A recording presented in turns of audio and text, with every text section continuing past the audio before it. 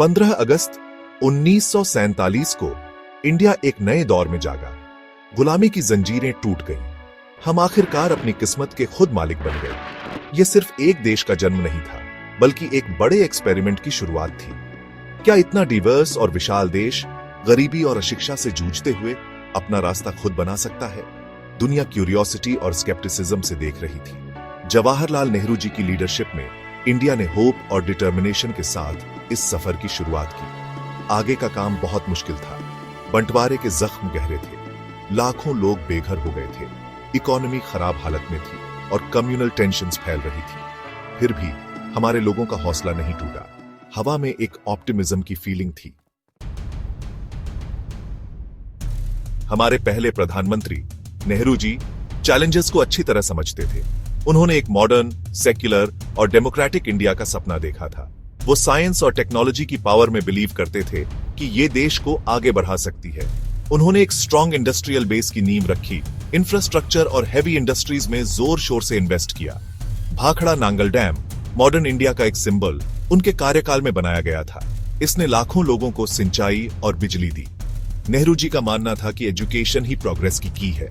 उन्होंने आईआईटीज और एआईएमएस जैसे इंस्टीट्यूशंस को एस्टैब्लिश करने में बहुत सपोर्ट किया।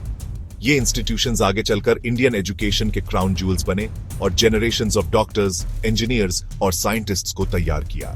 साइंस और टेक्नोलॉजी पर उनके फोकस की वजह से एटॉमिक एनर्जी कमीशन बना, जिसने इंडिया के न्यूक्लियर पावर बनने का रास्ता तैयार किया। देश को फिर से बनाने के लिए इंडिया ने प्लान्ड इकोनॉमी अपनाई।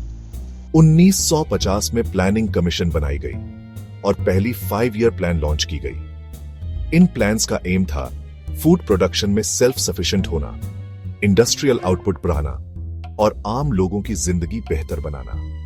फोकस एग्रीकल्चर, इंडस्ट्री और इंफ्रास्ट्रक्चर जैसे की सेक्टर्स को डेवलप करने पर था।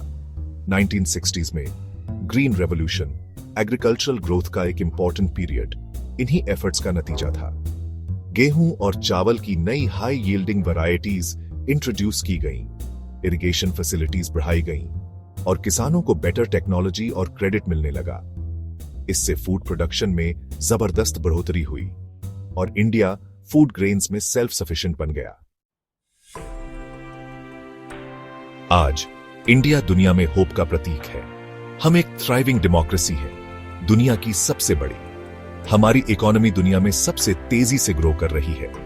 हमने स्पेस एक्सप्लोरेशन से लेकर इंफॉर्मेशन टेक्नोलॉजी तक कई फील्ड्स में जबरदस्त प्रोग्रेस की है।